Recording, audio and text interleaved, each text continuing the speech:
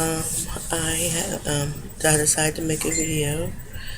I know it's been, I think, maybe a month or so since my last video. From what I remember, speaking upon, that I did start working. I've been working for about 5 weeks now. Time is going so fast. I started my job November the 3rd. So December 3rd made it a month, and we're almost at, I guess day 10. In the 4 days, it'll be 5 weeks. So it's been really good. I've been on my own, like I said, since the second day. I've only trained for 3 hours on the register. I enjoy it. I've had some mistakes. But other than that, I really like what I do. But this video is about something different. It is about my job per se, but it's also about a decision I have to make coming to my job. At first, I was really super worried about being kept permanently. I really wanted to um, stay there, but now I'm. I take it like this. I know that it's just temporary for money for the holidays, and I'll accept that. Of course, I'll accept that. I want to make sure Shania has a great Christmas, and I know it's not. I know it's not all about the gifts and the presents. It's about enjoying time with your family, making new memories, making traditions. Um, so I know that, but at the same time, I want to be able to see her, face light up when she see things that she likes, and I'll get things that she like, so on and so forth. And then I'll be able to do more for myself. I'll be able to, help other families out. I'll be able to do a lot more than what I can do with just getting my disability check alone. And it also helps with the paying for Shania's daycare because I finally got approved for purchase of care, and her daycare went from $80 a week to $45 a week. So that's about $200 a month, you might as well say. So it's helping me with that as well. Um, but here's where we've come to a stone wall or a brick wall. Shania's health over the past month has not been good at all. I've had to call out a total of 3 days, which I was kind of upset because almost for the first full month, I was not late. I had no call outs, and I felt really proud of that track record that I had because I mean, from the people that I know that was hired with me, they've had a lot of issues with attendance, coming to work. So I was like, well, maybe they looking at, well, she's doing this. But then at the same time, I don't want to, work real hard just for them to tell me, oh, well, we're not going to keep you. It's sort of up and down. I'm not going to give my all if your permanent workers isn't even giving their all, and they're permanent. It's just crazy. I truly thought Walmart was more family oriented than it really was, but they're really not. They don't believe in taking doctor's excuses or notes, um, and things like that. So my first call out was because I had no one to babysit. That was I had no one to help me babysit. It was on the weekend, so daycare was not open. My mom was sick. Her dad's mom was at church, and I only trust a slight few to watch my daughter. Um, so it didn't work out. The second time I called out, I had worked. Was it 4 or 5? I was on my fifth day straight, and I was like, I really needed a break because my feet. I had grew a blister. I would show you pictures of how my feet look, but it's kind of gross. I mean, it's not gross. My bottom of my feet looks normal, but just the blister and then the severe swelling, and the swelling lasts for days. It doesn't just go down once I'm off my feet for a while. The swelling lasts for days, and it's quite uncomfortable and painful. So I really wanted to call her anyway, but even in my most pain, I will go to work and I do my job. I do what I have to do. So Sunday night, as you know, I work Thanksgiving and Black Friday, which was not half bad. We didn't have too much issues going on. We had maybe a fight or two there at Walmart. They had police there at 4:30. The event had started at 6. People was very nasty as usual. Wondering how come the lines wasn't going faster. Mind you, we had every single register open, every one. Me personally, when someone came to my line and had an attitude, or it was something that I could not help with that I needed a supervisor for, and they was getting rowdy, I was like, there's nothing I can do. I mean, you can still do what you're doing, but it's just we're still gonna be standing here and nothing's gonna get done till my supervisor comes. So what is the whole point of being nasty to me? It's not gonna resolve anything. So I mean, I had my little moment with that situation, but it is what it is. Um, so with that week, Shania had stayed with my mom for 2 days. Thanksgiving and Black Friday was with my mom. Saturday and Sunday was with her uncle, because me and her dad both worked opposite schedules. There was no way we would have been able to have someone home with her, because even though our schedules was opposite, it clashed. Like I had to work 1 to 10, and he had to work, let's say, um, 2 to 11. So even though he went to work after I went to work, it was only 1 hour in between time. So there was no way for me to get off and get her. I'm just going into work.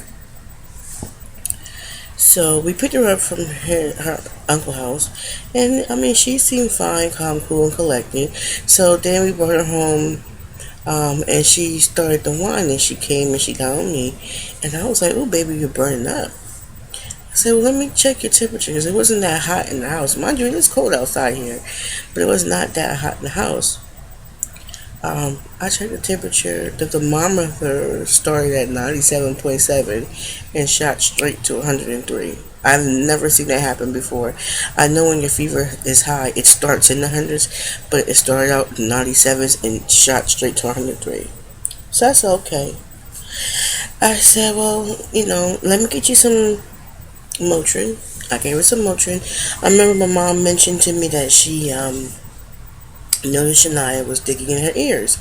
Now, for those who remember, Shania did have a upper respiratory infection and an ear infection, which she was on antibiotics for, and she was still on antibiotics at this time of this happening. She was on amoxicillin 400 milligrams 2 times a day. So, once her fever had dropped from the Motrin, it shot right back up. I went and checked on her, and sure enough, as soon as I put the thermometer in, it started in the hundreds and it went straight back to 103.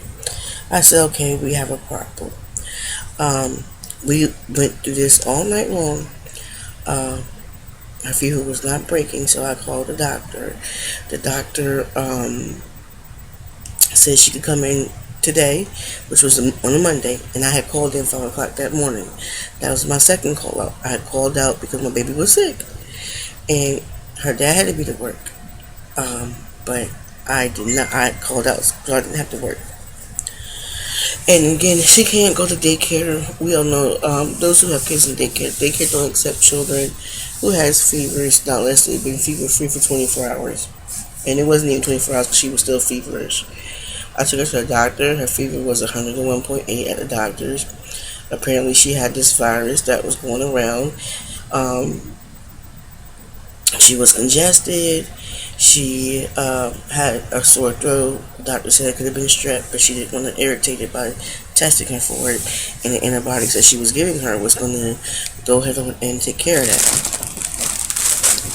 So, after that, she checked her ears. Turns out her ear infection that did go away came back, and then she got ear infection in her other ear.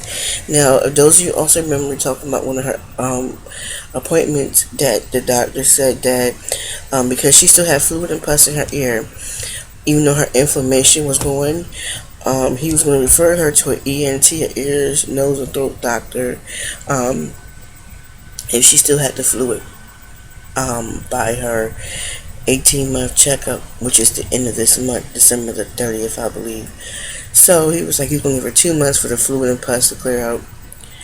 I told her, the doctor that I seen her that day, I said, look, I said, I don't want to wait to the end of December to see if it all resolves itself.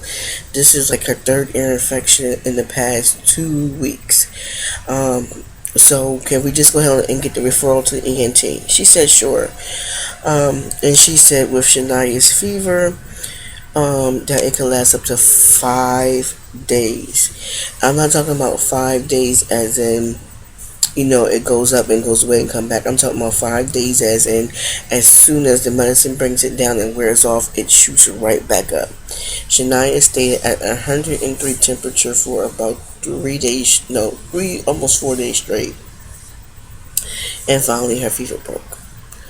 Thank God.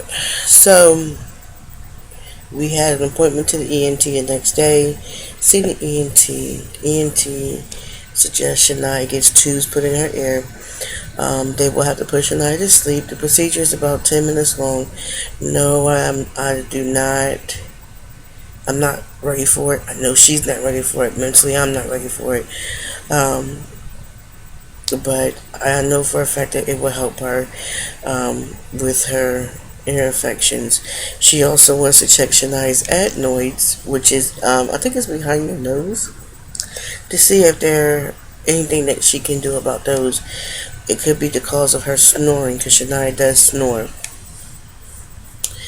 So, and on top of that, I found out that her insurance the same day was inactivated,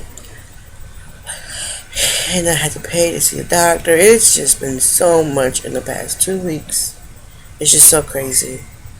And I'm still working on that. That's why I can't schedule her surgery or get her x-ray right now, because her insurance is not active, and it's because they didn't get a copy of her social security card, which my mom took down to them the same day I found out what the issue was.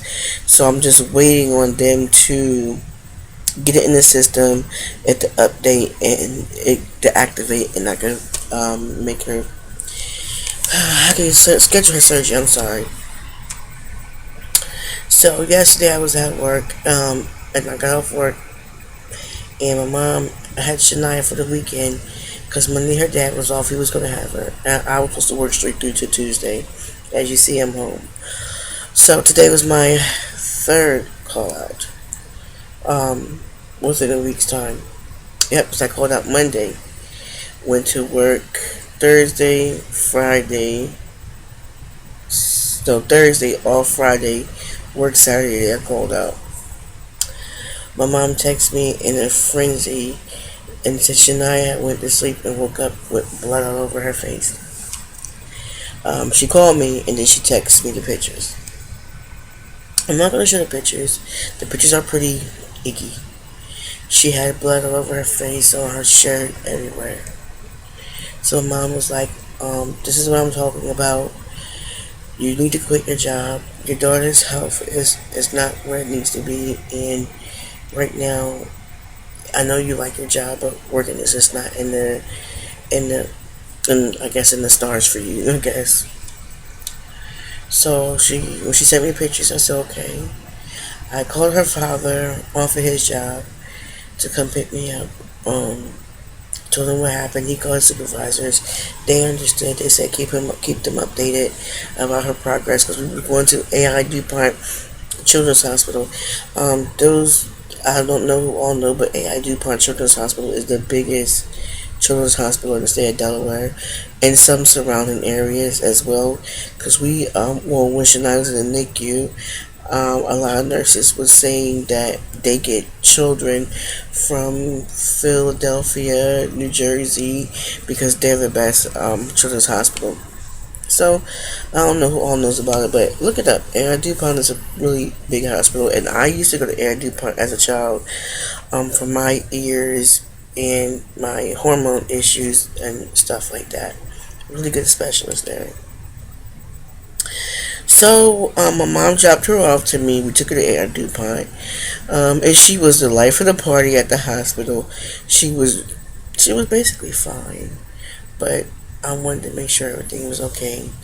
And it just turns out that her nose was probably a little dry, and she probably tried to pick her nose and it caused the nosebleed. Um, the doctor checked her ear. She said her chest sounds fine. They checked her ears. One of her ear infections is completely gone. The other one, the main one that she's had now for almost a month, is going away. She said it looks better, but she has scarring from the ear infection. She said, so yeah, tubes is a great option for her. So, she said that other than that, Janai looks fine. On her discharge papers, they said she may have an upper respiratory infection. And just to follow up if the bleeding happens again but lasts longer than 10 minutes. Other than that, they see nothing wrong with her. No fever. Chest was clear. So, we was driving back home, and I had been up about this time, about 17 or so hours. I was tired. Um, my mom was like, your dad wants you to quit your job and take care of Shania's health. Now, I want everyone to understand my daughter's health is very important to me. I don't want you to think that I don't want to quit my job for her. That's not the case. I just feel as though I I don't know. Honestly, I don't know what to feel right now. It's because of the fact that for so long I've sat in the house, not because of Shania, partly because of my disability, and I was starting to my vision has now got a lot better than what it was, so I'm not scared to be out, and I can see a lot better than what I used to, and things like that. And then I got pregnant, and then that was a whirlwind. And then Shania was premature, so I had to stay home for a while. Um, and now the opportunity came, and I kept putting in applications, and I look up with a job, and I like it. I really do like it. Um, so it seems as though I'm gonna have to quit. My dad is upset. He wants me to quit now. He says if I don't quit, that he's going to go to social services on me. And that mentally, it aggravates me because for the first half it was, you need to get a job, you need to get a job, you need to get a job. I got a job. Now it's, I need to quit, I need to quit, I need to quit. So it's back and forth, up and down. She's napping right now. Or I would have her out and she'd be out here playing and talking up a storm. So I think it's meant to be because everything is just pointing to. I had a good month, just about a whole month run of working, and then it's just been all at one time. And I think that maybe all the signs is pointing to stop working and take care, be home with Shania. And I'm gonna do that. I want to at least finish out next week to guarantee a paycheck for Christmas.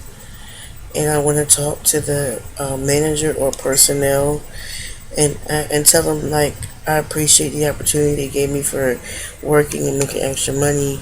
Um, but my daughter's health is not as good as it is right now, and I need to leave. Would they put me in the system as a rehire, as in later on when things are better, her health is better, if I apply, can I come back? Not necessarily to that store, but if they put me as a rehire, she is rehireable in the system. Any Walmart that's hiring can hire me, so potentially I can be closer to home as well, and she's doing better too. And I plan on having that talk with the supervisor. I mean, with the personnel and the manager, and just let them know that I would rather them find somebody that can be there with do what they want them to do, because they're also losing a lot of new people, a lot of permanent people that's relocating to different states and everything. So I know they're going to be hiring.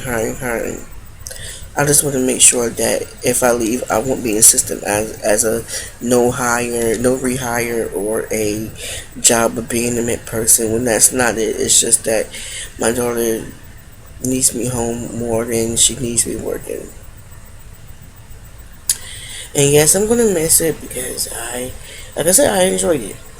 I enjoyed the fact of being out, interacting with people. I know a few people's names, and I don't know. I don't talk to everybody, but I talk to a select few. I know some of the cashiers, some of the new ones, some of the ones that just came in, some of the permanent ones. It's like I actually had like a little social life outside of home, at work, and then it's home. We know I'm mommy, and then that's it. So it felt good to have another identity than just mommy. Um, so I think that's basically it. The TTCing is still on the back burner, at least for another week to two. But once I start, I have Gonal F, I believe. It's an injection. I have 4 pens, 900 units each. 900 units each. I also have Clamid, and I have a trigger shot, 10,000 trigger shot. So I'm not sure what combination I'm going to use yet, as far as it goes, but I'm back on metformin. I had stopped, and I started taking natural cinnamon, 2,000 milligrams a day. They're capsules you get from the drugstore or GNC or any natural food place. And I was doing that for about maybe 2 weeks. Nothing really changed. I would have figured I got my period on my own, but no. With so much movement, walking, bending, stooping, so much more activity at work for so long, I figured that would have helped, but it didn't.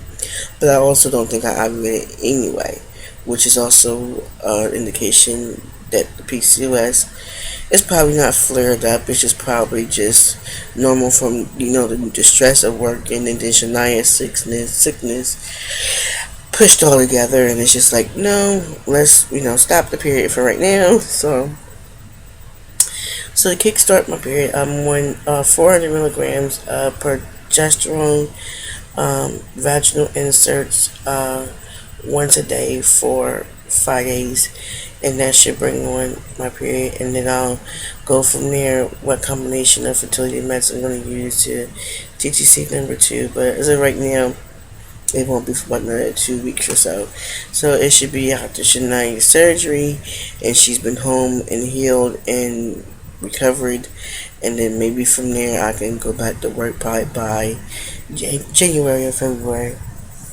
Is what I'm looking at. So, alright, ladies, if anybody got any suggestions on, I would say what to do, but I don't even know. It's just taking me off for a loop with everything that's been happening in the past few weeks. I haven't even been on Facebook that much, that due to working and being tired, but mostly with everything that's going on, because it seems like it's a never-ending story.